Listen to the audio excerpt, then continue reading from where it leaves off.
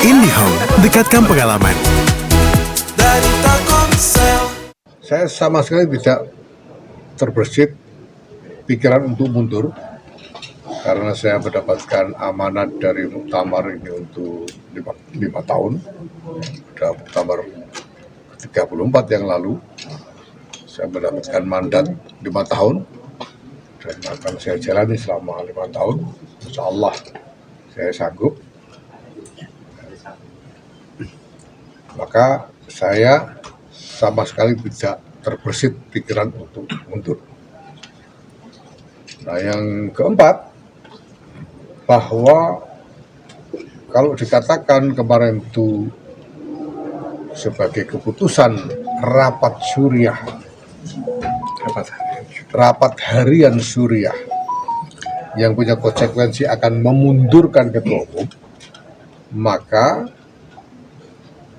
saya tandaskan bahwa rapat harian Suriah menurut konstitusi ADRT tidak berwenang untuk memberhentikan ketua umum. Memberhentikan fungsionaris yang lain saja tidak.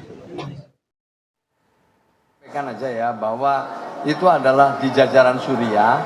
Kita tunggu aja informasi yang resmi, jangan berspekulasi. Saya minta semua pengurus NU di semua tingkatan untuk tetap tenang, menjalankan aktivitas konsolidasi seperti biasa. Sementara di PBNU serahkan kepada Suriah PBNU sebagai pemimpin tertinggi di sana. Itu aja cukup. Ya pemirsa, sebelum kami melanjutkan dialog, kami akan ajak Anda untuk mengetahui informasi terkini dari kantor PBNU Jakarta, di mana malam ini dijadwalkan Gus Yahya akan bertemu dengan sejumlah tokoh NU di sana bersama dengan rekan kami Rindi Salsabila. Selamat malam Rindi, nampaknya pertemuan saat ini sedang berlangsung. Apa saja poin-poin yang kemudian bisa Anda tangkap dari pertemuan malam ini?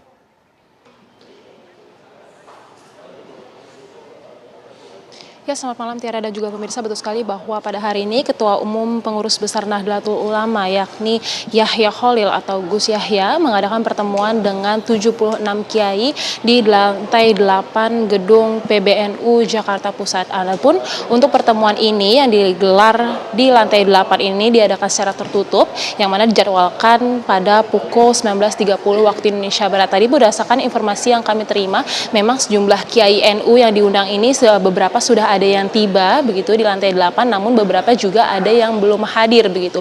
Bahkan jika dapat kami ceritakan tadi ketika kami tengah persiapan untuk melakukan laporan kepada Anda, tadi ada sejumlah kiai begitu ya mulai datang untuk menuju ke lantai 8. Adapun untuk pertemuan tertutup ini masih belum dapat dijelaskan secara pasti begitu ya oleh pengurus besar NU terkait apa isi dari pertemuan ini. Namun untuk pertemuan ini pun disebut merupakan silaturahmi alim ulama begitu. Namun dapat kami sampaikan di antara 76 kiai atau ulama NU yang diundang tidak ada dari Rais Am PBNU yakni Kiai Haji Miftahul Akhyar begitu. Dan untuk pertemuan ini pun juga masih belum diketahui ya untuk pembahasannya apa. Namun tadi kami awak media diminta untuk menunggu di lobi dari kantor PBNU untuk nantinya bertemu secara langsung dengan Gus Yahya untuk mengetahui lebih lanjut apa isi dari pertemuan bersama 76 kiai ini.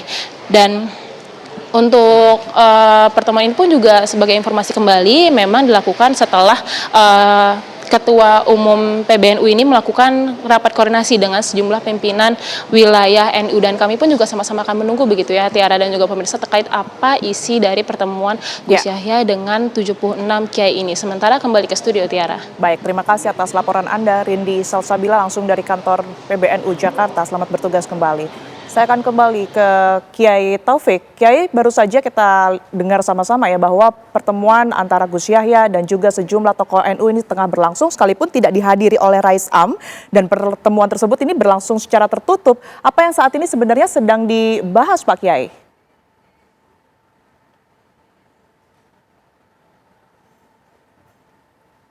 Pak Kiai, mungkin masih termute audionya? Ya, saya secara pribadi tentu tidak tahu apa yang akan dibahas. Tapi jelas saya meyakini bahwa akan dibicarakan bagaimana mencari jalan keluar terbaik dari ketegangan yang ada. makanya perlu mengumpulkan 76 kiai ulama, ya tentu akan membicarakan tentang bagaimana mencari jalan keluar terbaik, itu aja. Baik Pak Kiai, tapi apakah benar adanya isu manuver terstruktur yang kemudian ini terjadi untuk mengganti ketua umum sebelum nantinya akan digelar adanya muktamar Pak Kiai? Sebetulnya ini kan kebetulan aja, memang muktamar akan digelarkan kalau menurut jadwal itu sekitar tahun depan lah, tahun 2026 atau bahkan tahun 2027. Sebetulnya belum tentu juga, tapi orang berspekulasi dikait-kaitkan dengan akan adanya muktamar. Sebetulnya tidak, cuma kebetulan aja dinamika yang ada sekarang ini memang sebetulnya jauh juga ya waktunya ke muktamar. Muktamar minimal 1 tahun lagi, itu minimal gitu. Bisa jadi 2 tahun lagi gitu. Jadi ya orang boleh aja berspekulasi ini ada kaitannya dengan gelaran pagelaran muktamar yang akan datang, tapi saya rasa tidak. Ini hanya kebetulan aja dinamika ini terjadi sekarang ini, itu aja. Tanggapan Anda Mbak Alisa, apakah betul ini hanya kebetulan semata seperti apa yang kemudian ini juga dipaparkan oleh Pak Kiai? Maksudnya yang kebetulan apa tuh Mbak? Oh tadi Ya, kebetulan dengan adanya muktamar ya? isu Ya, manuver. muktamar itu memang Ya, kalau silakan.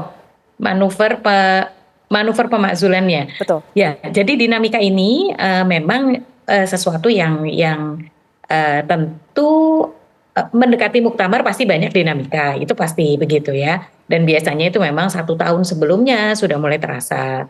Calon-calon sudah mulai bermunculan, lalu kemudian hal-hal apa yang ingin dievaluasi dari kepemimpinan yang sekarang itu juga pasti sudah mulai dikeluarkan begitu. Tetapi kalau untuk yang situasi yang sedang kita hadapi saat ini menurut saya ini adalah mekanisme organisasi ya, maksudnya ini sesuatu yang perlu diselesaikan oleh organisasi yaitu antara Syuriah dengan Tanqidyah saja. Baik. Itu tidak langsung berpengaruh terhadap muktamarnya itu sendiri begitu. Mbak Kalau Alisa, tapi berdasarkan kalau jadwal 2026 ya Mbak, karena yang lalu itu muktamarnya 2021. Baik, Mbak Alisa. Tapi kalau berdasarkan dengan dokumen Syuriah ya yang kita juga ketahui bersama, ini ada permintaan untuk mundur dengan tenggat waktu 3 hari. Begitu, apakah menurut Anda ini juga sesuai dengan mekanisme organisasi, Mbak Arnisa? Itu masih menjadi perdebatan juga ya, karena hari ini juga keluar surat tabayun atau surat klarifikasi dari Syuriah itu sendiri. Jadi kemarin yang beredar itu risalah rapat, lalu kemudian risalah rapat harian Syuriah. Hari ini ada, hari ini atau kemarin saya lupa.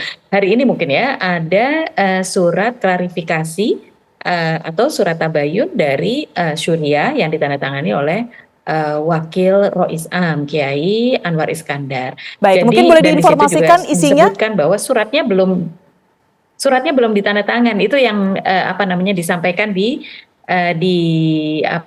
surat tabayunnya itu, bahwa surat itu belum risalah rapatnya itu sendiri itu belum bisa dinyatakan sebagai hasil gitu loh Mbak. Jadi pertanyaan soal 3 hari atau 5 hari atau apa itu jadi belum relevan saat ini karena belum ada keputusan resmi juga dari Syuriah, karena itu dari surat tabayunnya Syuriah PBNU ya. Jadi kita masih menunggu sih sebetulnya ini nanti akan seperti apa begitu. Baik, artinya belum final begitu ya Mbak Alisa ya. Saya kembali ke Pak Kiai. Pak Kiai, sebenarnya kalau kita melihat adanya isu-isu konflik yang terjadi sekalipun ini belum terkonfirmasi begitu ya secara menyeluruh apa yang sebenarnya terjadi. Apakah ini juga bisa dijadikan sebagai indikator krisis kepercayaan dalam kepemimpinan dari Gus Yahya sendiri, Pak Kiai? Kalau disebut sebagai indikasi krisis kepercayaan, saya pikir tidak. Ini hanya bagian dinamika yang terjadi di level pengurus besar Nahdlatul Ulama. Kami yang ada di bawah, baik tingkat PW, PC, MWC. PW itu wilayah provinsi, PC itu di kabupaten kota, kemudian juga di berbagai pengurus di tingkat kecamatan. itu melihatnya itu semuanya tenang-tenang aja, nggak ada yang ribut, kita tetap adem ayem dan semuanya sekarang ini ya sedang berharap dan berdoa mudah-mudahan dinamika ini menemukan jalan keluar terbaik. Jadi bukan soal krisis ketidakpercayaan pada Ketua Umum PBNU, bukan. Ini soal dinamika di level PBNU saja. Tapi kalau menurut Anda sendiri Pak Kiai, apa langkah yang seharusnya saat ini bisa dilakukan untuk setidaknya meredakan tensi menjelang muktamar nanti? Karena kita mengingat banyak pertemuan yang terjadi, kemudian juga isu konflik tersebut mencuat di masyarakat. Apa yang seharusnya dilakukan?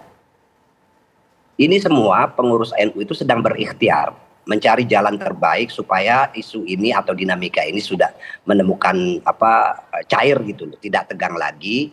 Dan semua warga NU berdoa untuk segera selesai ketegangan ini, menemukan jalan keluar terbaik. Semua sedang berdoa. Baik, Mbak Alisa, kalau kita ketahui saat ini permasalahan juga masih akan diselesaikan begitu ya, tapi dampaknya tersendiri kepada pengurus dan juga anggota PBNU di sejumlah wilayah ini seperti apa, Mbak Alisa? Ya tentu setiap ketegangan pasti akan menimbulkan pertanyaan, lalu kemudian mungkin ada prasangka begitu ya. Tetapi saya tentu saya yakin apa yang saya rasakan sebagai cucu buyut dari para pendiri NU begitu, itu adalah tentu saja kami berharap dinamika ini segera terlampaui dengan baik begitu, sebagai pelajaran bagi NU sendiri untuk maju ke depan. Bagaimanapun sebagai organisasi para ulama memang kita kalau di dalam NU sendiri kita juga selalu menggunakan diktum atau kaidah perbedaan pandangan para pemimpin itu justru rahmat bagi pengikutnya begitu, asal bisa dikelola dengan baik begitu. Jadi kami sangat berharap perbedaan pandangan yang ada di antara baik dari Suriah maupun dari Tanfidiyah itu bisa diselesaikan dengan baik, dengan tabayun, dengan islah. Kita kembali ke tujuan utama didirikannya Nahdlatul Ulama, yaitu untuk kemaslahatan bersama. Itu yang kami harapkan dan kami yakin pandangan-pandangan yang berbeda ini nanti kalau sudah ditabayunkan akan ketemu titik-titiknya, persamaannya ada di mana. Kalaupun ada perbedaan, selainnya itu kemudian perbedaan itu disikapi bagaimana dengan musyawarah gitu, dengan istilahnya muasyarah bil ma'ruf atau saling berlaku baik antar kedua belah pihak. Itu yang kami harapkan, Mbak, karena Jam'iyah atau organisasi NU ini kan membawa jamaah yang sangat besar ya. Lebih dari 40% warga muslim di Indonesia mengaku dekatnya dengan NU gitu. Karena itu tanggung jawab kita kepada jamaah itu juga besar. Jadi bukan hanya antar pengurus saja, tetapi juga jamaah yang besar ini yang harus selalu dipertimbangkan begitu. Baik, saya ke Pak Kiai. Pak Kiai, apa yang seharusnya juga dilakukan ya konkretnya? Sekalipun tadi sudah dijelaskan berbagai musyawarah dan juga ikhtiar tengah dilakukan, tapi upaya untuk agar isu dari permasalahan elit ini tidak sampai nantinya ke para jamaah yang ada di sejumlah daerah, Pak Kiai. Ya, yang jelas kalau pengaruh ke jamaah itu cuma sebatas bahwa mereka bertanya-tanya apa sebetulnya yang sedang terjadi. Maka proses tabayun atau klarifikasi yang saat ini sedang berjalan itu sangat penting. Sehingga nanti kita menemukan jawaban-jawaban yang pas untuk kemudian mencairkan suasana yang tegang ini. Dan insya Allah itu kita akan menemukan.